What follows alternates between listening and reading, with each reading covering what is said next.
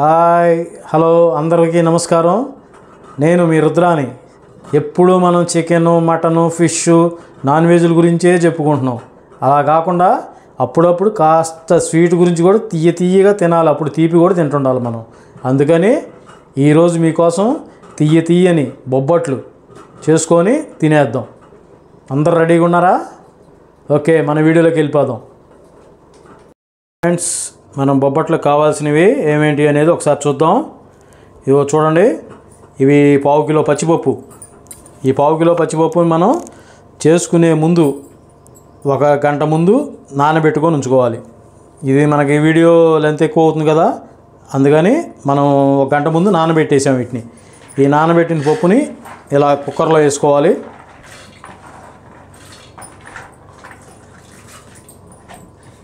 కుక్కర్లో వేసుకొని కొద్దిగా నీళ్ళు పోసుకోవాలా. కొద్దిగా నీళ్ళు వేసేసుకొని ఇక మనం పొయ్యి మీద పెట్టేసుకోవాలి. అంతేనా?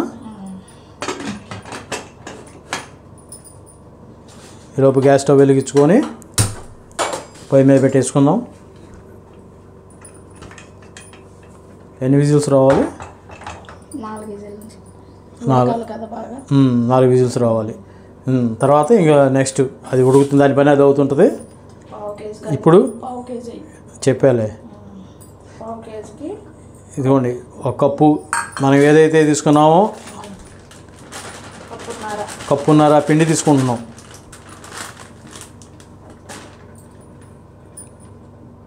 కప్పున్నర పిండి, దాంట్లోకి మనం సాల్ట్ వేసుకోవాలి. కొంచెం ఉప్పుగా తీయగా ఉండాలి కాబట్టి ఒక స్పూన్ వేసుకోవచ్చు సాల్ట్. అప్పుడు ఏంటంటే మనం ఉప్పుగా తీయగా టేస్టీగా ఉంటుంది బాగా. ఇప్పుడు పిండిని కలిపేసుకుందాం. దానిలో తగినన్ని మనం ఇప్పుడు చపాతీ పిండి ఎలా అయితే కలుపుకుంటామో అలానే తగినట్టుగా నీళ్లు పోసుకొని కలిపేసుకోవాలి, చపాతీ పిండిలాగా. ఫ్రెండ్స్, ఇవి మన ఇందాక మీకు చెప్పడం మర్చిపోయాను, ఇది గోధుమ పిండి. మైదా పిండి వాడుకోవచ్చు, కానీ మైదా పిండి మన ఆరోగ్యానికి దెబ్బ కాబట్టి ఎక్కువ శాతం మేము గోధుమ పిండే వాడుకుంటాం. గోధుమ పిండి అయితే బాగుంటుంది మనకి. బొబ్బట్టుకి నెయ్యి వేసుకొని కలుపుకోవాలి. ఇవి నేతి బొబ్బట్లు. నెయ్యి పోసి ఇట్లా కలిపి మనం చపాతీ పిండిలా కలిపి ఒక గంట సేపు పక్కన పెట్టుకోవాలా.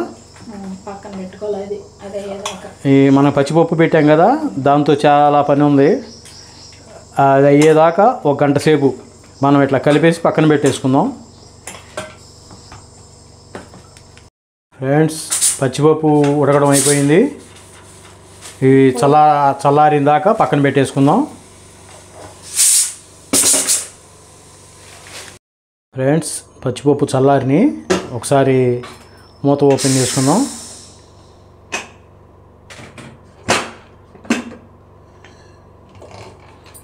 ఒకసారి వాటిని మనం శుభ్రంగా వడగట్టుకోవాలి. ఒక జల్లెడలో పోసేసుకొని ఉడికిన పప్పుని వడగట్టుకోవాలి.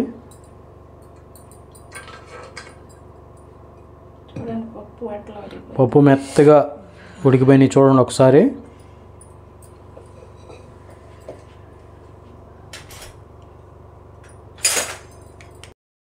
ఫ్రెండ్స్, మనం వడగట్టుకున్న తర్వాత ఈ విధంగా మళ్ళీ కుక్కర్లో వేసేసుకొని దాన్ని మన పప్పు గుత్తి ద్వారా ఇట్లా మెత్తగా ఎనుపుకోవాలి. ఇప్పుడు కరెంట్ లేదండి, ఇది ఇన్వర్టర్. మనం పప్పు ఎలా ఎనుపుకుంటామో అలానే ఎనుపుకోవాలి. మిక్సీతో కూడా పని లేదు, ఎందుకంటే బాగా మెత్తగా ఉడికింది.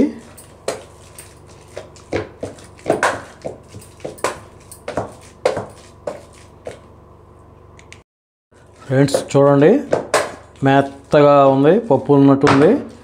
దీన్ని అలా పెట్టేసుకొని ఇప్పుడు పొయ్యి మీద బండి పెట్టేసుకుందాం. చేసుకొని దాని మీద బాండీ పెట్టేసుకుందాం.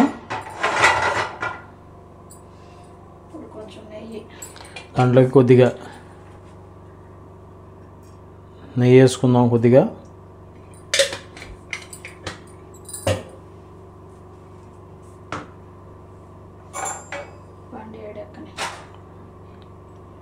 అది కొంచెం వేడెక్కేదాకా వెయిట్ చేద్దాం. ఫ్రెండ్స్, నెయ్యి కాగింది, దాంట్లోకి బెల్లం వేసుకుందాం. పచ్చిపప్పు ఎంత క్వాలిటీ ఉన్నాయో బెల్లం కూడా అంతే క్వాంటిటీ ఉండాలి. పచ్చిపప్పు మనం పావు కిలో తీసుకున్నాం, ఆ పావు కిలో లాగే బెల్లం కూడా పావు కిలో తీసుకున్నాం. రెండు సమానంగా ఉండాలి. బెల్లం కలబెట్టుకుందాం కరిగేదాకా. ఇదేనా కరిగేదాకా? చూశారు కదా, బెల్లం అట్లా పాకంలాగా వచ్చేసింది, లేత పాకంగా. ఇప్పుడు దాంట్లోకి మనం ఆ పచ్చిపప్పు ఇందాక రుద్ది పెట్టుకున్నాం కదా పప్పులాగా, ఇప్పుడు దాంట్లో వేసేసుకోవాలి.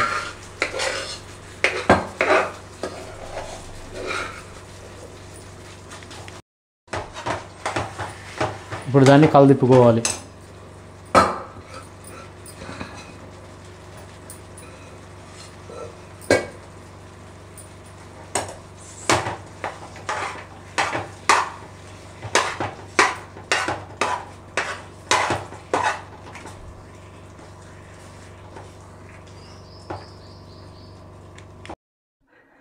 దీంట్లో యాలకుల పొడి వేసుకొని కలుపుకోవాలి, ఎందుకంటే మనకి సువాసనగా ఉంటుంది, టేస్టీగా ఉంటుంది. యాలకుల పొడి దాన్ని మనం పంచదార అవి మిక్స్ చేసుకొని కలిపెట్టుకున్నవి. పంచదార బెల్లం కదా, పంచదారతో మిక్స్ చేసుకుంటే అట్లా వచ్చింది యాలకుల పొడి. యాలకుల పొడి కూడా కలుపుకోవాలి, ఎందుకంటే మనకి మంచి వాసన వస్తుంది. మొత్తం కలిపెట్టుకోవాలి. ఫ్రెండ్స్, చేతికి కొద్దిగా నెయ్యి రాసుకుంటా అన్నీ ఉండలు చుట్టి పెట్టుకోవాలి. ఫ్రెండ్స్, మనం పక్కన పెట్టుకున్నాం కదా కలిపి పిండిని. ఇప్పుడు పిండి కూడా నానింది, ఇక మన ప్రాసెస్ మొదలు పెట్టేసేద్దాం. ఇక ఫ్రెండ్స్, ఎక్కువ నేతితో చేసుకుంటేనేమో ఎక్కువ రోజులు నిలబడవు, అవి తర్వాత ముక్కాసన వస్తాయి. మనం సన్ఫ్లవర్ ఆయిల్ వాడుకొని చేసుకుంటే ఒక 10 రోజుల దాకా తినచ్చు. అప్పుడు నీట్గా ఉంటాయి, వాసన అనేది రాదు, బాగా నీట్గా ఉంటుంది.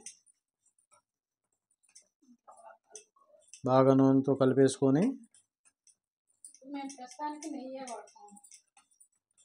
ఇప్పుడంతా మనం నెయ్యితోనే, ఎందుకంటే తక్కువ కాబట్టి మనం చేసుకునేది నెయ్యితోనే వాడుతున్నాము. మీరు ఎక్కువ రోజులు ఉండాలి అని అనుకుంటే సన్ఫ్లవర్ ఆయిల్ వాడుకోండి, లేదా టేస్టీగా అప్పుడప్పుడే ఒక 2-3 రోజుల్లో తినేసేద్దాం అనుకుంటే నెయ్యితో వాడుకోండి. రెండు విధాలా ఉపయోగించుకోవచ్చు. మైదా పిండితోనూ వాడుకోవచ్చు, గోధుమ పిండితోనూ వాడుకోవచ్చు. కాకపోతే మైదా పిండి అయితేనే కొంచెం మన హెల్త్కి కొంచెం ప్రాబ్లం అయింది. గోధుమ పిండి అయితే హెల్తీగా ఉంటుంది ఆరోగ్యానికి. ఇది ఆరోగ్యానికి మంచిదే వంట. పొయ్యి మీద అదే మనం కాల్చుకునేది పెట్టేసుకున్నాము, పెన్నం పెట్టేసుకున్నాము, నాన్ స్టిక్ తవ. ఇట్లా ఆయిల్ పేపర్ తీసుకొని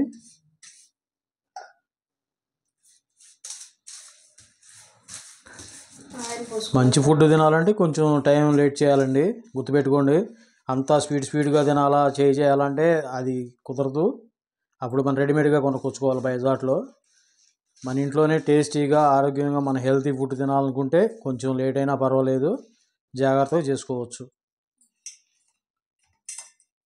బయట కొనుక్కుంటేనేమో తృప్తిగా తినలేము, 1-2తో సరిపెట్టుకోవాలి. మనం ఇంట్లో చేసుకుంటేనేమో తృప్తిగా తినచ్చు, 2-3 అట్లా.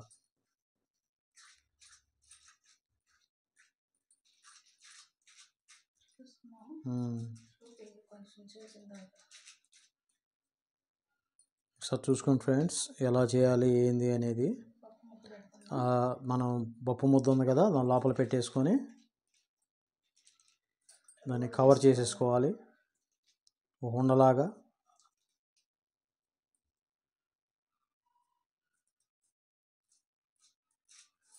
మనం చేత్తోనే అనుకోవాలి,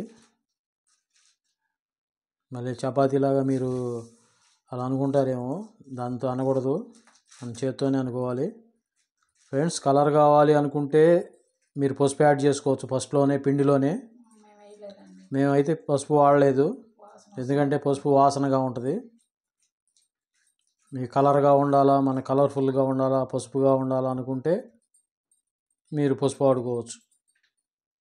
లేదు పర్లేదు, ఇట్లా తెల్లగా ఉన్నా పర్లేదు అనుకుంటే మీరు ఇంక దీన్ని ఇట్లానే చేసేసుకోవచ్చు. ఇప్పుడు మేము ఎలా చేసామో అలానే చేసుకోవచ్చు.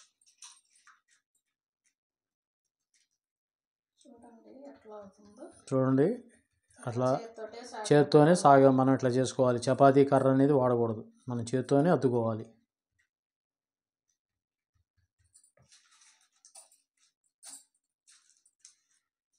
అనుకోవచ్చు. చేతి అచ్చులు పడతాయి అనుకుంటే ఆయిల్ పేపర్ అనేది బయట బజార్లో అమ్ముతుంటారండి. ఆయిల్ పేపర్ కొనుక్కొచ్చుకొని ఇలా చేసుకోవచ్చు. ఈ చట్నీలకు కూడా వస్తాయండి కవర్లు టిఫిన్ కొట్లకి. ఇప్పుడు అందరూ టిఫిన్ కోట్లకి ఈ పేపరే వాడుతున్నారు, చట్నీలకి వాటికి. ఎలా వచ్చిందో దాని మీద మనం ఆయిల్ వేసుకోవాలి.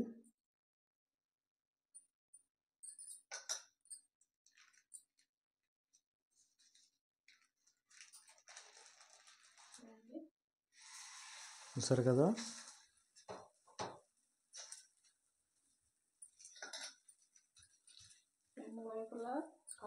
బాగా రెండు వైపులా కాలేదాకా కాల్చుకోవాలి.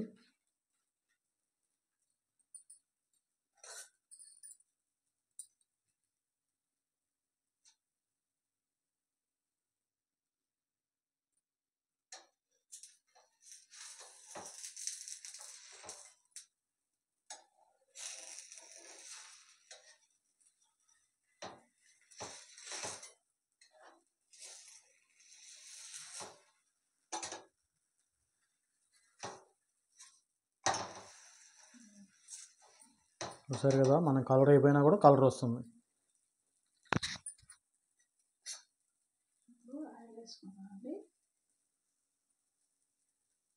అట్లా కొద్దిగా పైన ఆయిల్ కానీ నెయ్యి కానీ వేసుకోవచ్చు.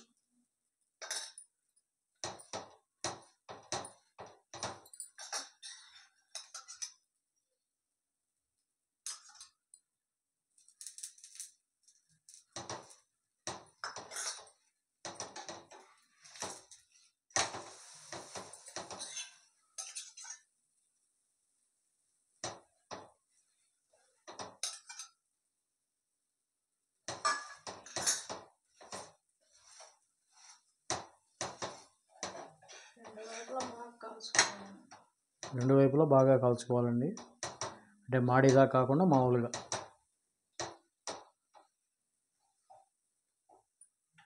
స్టవ్ అనేది మీడియం ఫ్లేమ్లో పెట్టుకోవాలి. స్పీడ్గా పెట్టుకుంటే మళ్ళీ అది మాడిపోద్ది, లోపల పిండిగానే ఉంటుంది, అట్లానే మాడిపోద్ది.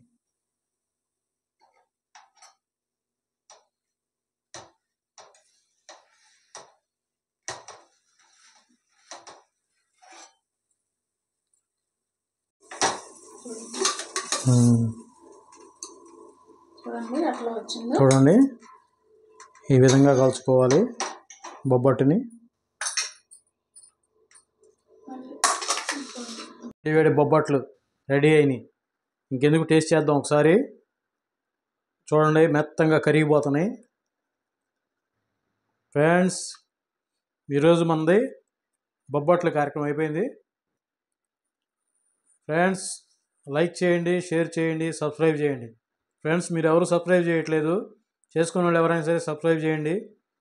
చేసుకున్న వాళ్ళు ఆల్రెడీ లైక్ చేయండి. లైక్ అంటే ఇట్లా చేయి బొమ్మ ఉంటుంది, సబ్స్క్రైబ్ అనేది పక్కన ఉంటుంది. Please subscribe my videos. ఇంకా ఇంతకంటే మంచి మంచి వీడియోస్ అన్నీ చేస్తాను. బాయ్ బాయ్, మీ రుద్ర.